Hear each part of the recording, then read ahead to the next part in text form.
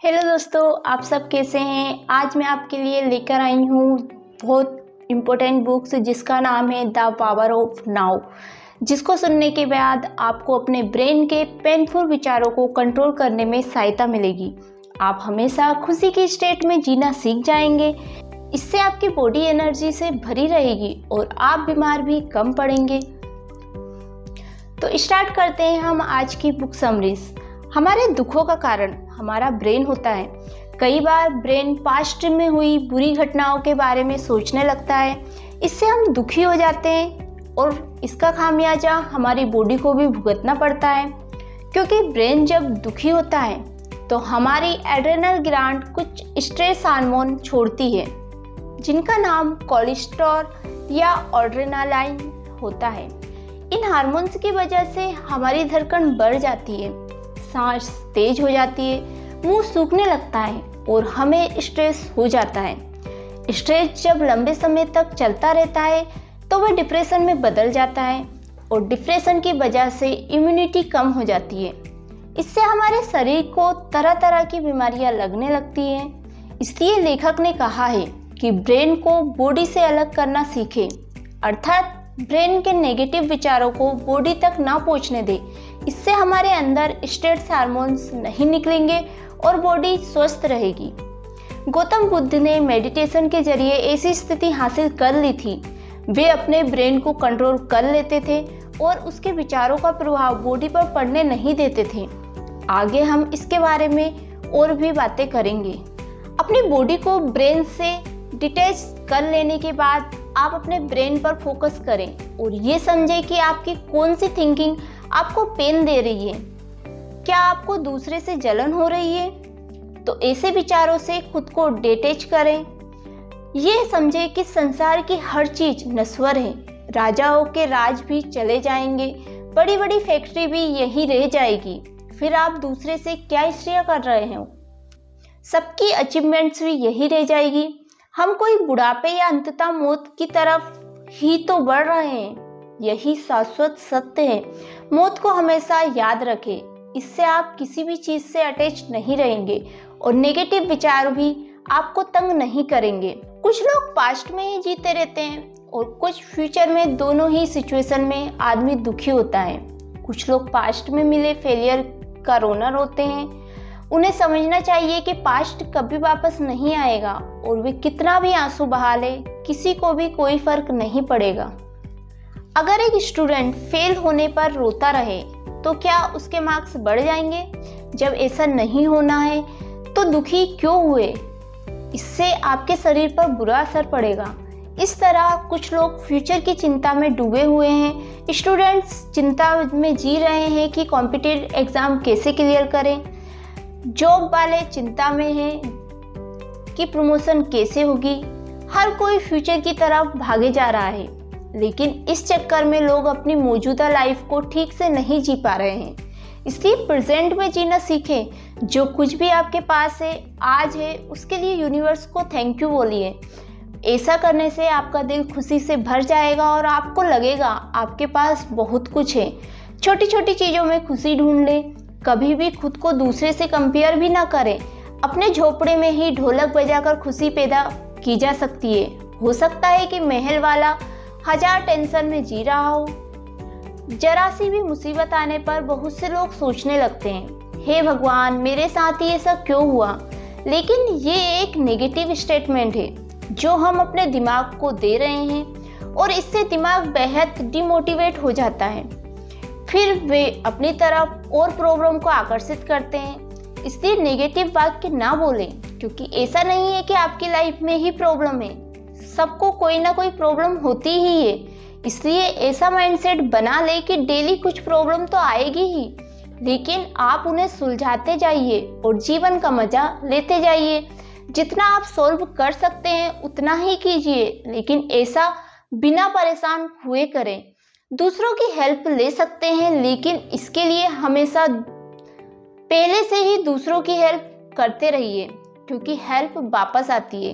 कोई ट्रेजेडी होने पर अत्यधिक दुखी ना हो जाए, बल्कि उसे विधि का विधान जानकर एक्सेप्ट कर ले। खुद को संभाल कर फिर से आगे बढ़ने की कोशिश करें। यही जिंदगी जीने का तरीका है।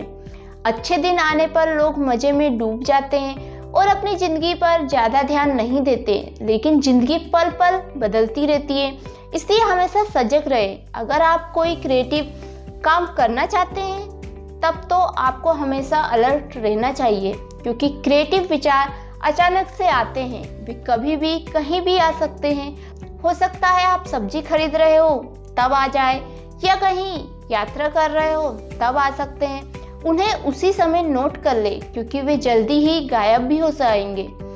इसी तरह लाइफ में कोई ना कोई नई घटना किसी दिन जरूर होगी, इसलिए ये मान कर निश्चित ना बैठ जाए कि मेरी लाइफ में तो सब कुछ अच्छा है। प्रॉब्लम्स के लिए भी रेडी रहे और खुशी के पलों के लिए भी।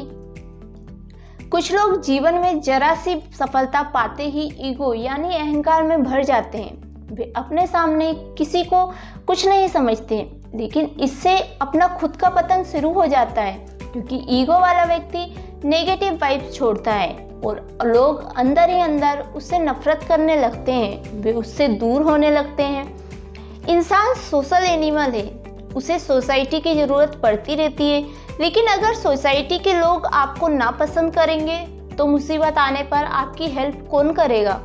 साथ ही लोगों के नापसंद करने पर ऐसे आदमी का स्ट्रेस लेवल बढ़ जाता है, उसके झगड़े भी बढ़ जाते हैं, इससे उसका स्ट्रेस और बढ़ जाता है।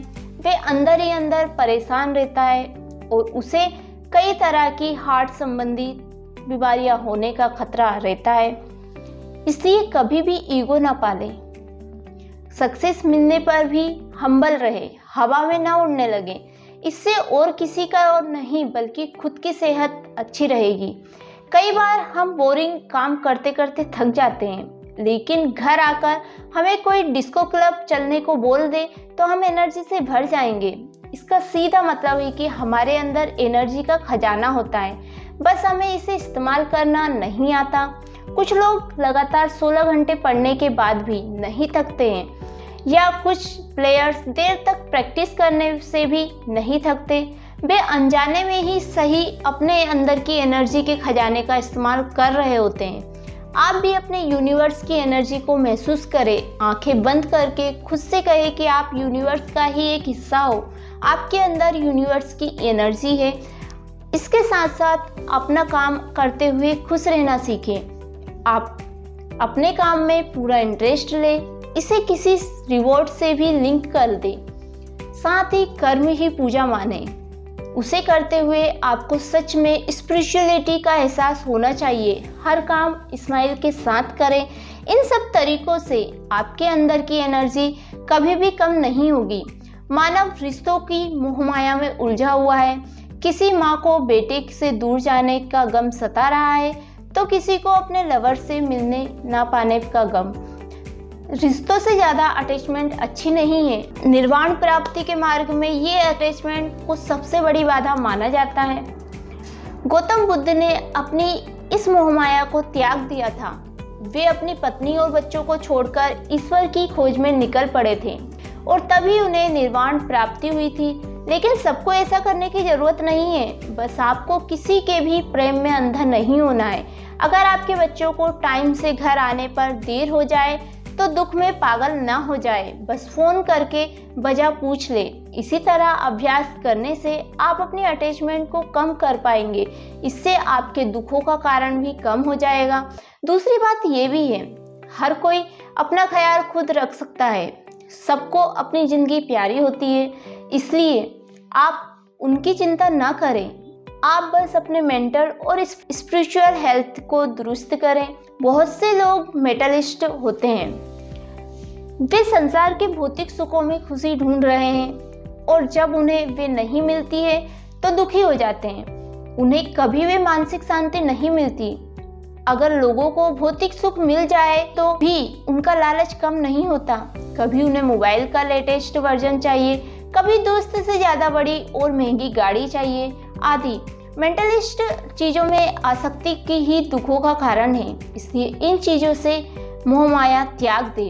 कई बार शेयर मार्केट में लॉस होने पर कुछ लोग गम में पागल हो जाते हैं, क्योंकि वे पैसे से अटैच होते हैं। लेकिन इससे उनकी ज़िंदगी खराब होती है।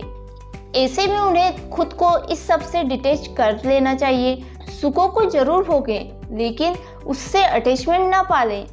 जब कोई इंसान पैसा आदि खो जाने पर भी मुस्कुरा सके तो समझ लेना चाहिए कि उसने मानसिक शांति और सच्ची खुशी को प्राप्त कर लिया है। कुछ लोग असफलता मिलने पर हार मान लेते हैं, वे दुख के सागर में डूब जाते हैं और दोबारा कुछ भी बड़ा करने की कोशिश नहीं करते हैं। कुछ तो डिप्रेशन में चले जाते हैं और कुछ लोग शराब, सिगरेट, ड्रग्स आदि लेने लगते हैं और अपनी जिंदगी को बर्बाद कर लेते हैं। लेकिन ऐसा रवैया गलत है। गीता में लिखा है, क्या व्यर्थ चिंता करो, किससे व्यर्थ डरते हो, तुम्हारा क्या खो गया जो तुम लाए थे, जो लिया यहीं से लिया है, जो दिया यहीं दिया। इसलिए कभी भी हार ना माने, बल्कि खुद को ईश्वर या यूनिवर्स के चरणों में समर्पित कर दें। अपनी गलतियों से सीखें और फिर से कोशिश करें। विश्वास और कोशिश करते रहने से ही सफलता मिलती है, इसलिए कभी भी विश्वास को ना खोने दें और निरंतर प्रयास करते रहें। तो दोस्तों, ये थी द पावर ऑफ नाउ की समरीज, जो आपको कैसी लगी कमेंट करके ज़रूर बताइएगा और इसमें बताई गई बातों को अपने जीवन में ज़रूर अमल कीजिएगा। तो मिलते हैं हम नेक्स्ट वीडियो समरीज के साथ। तब तक के लिए बाय बाय, टेक केयर।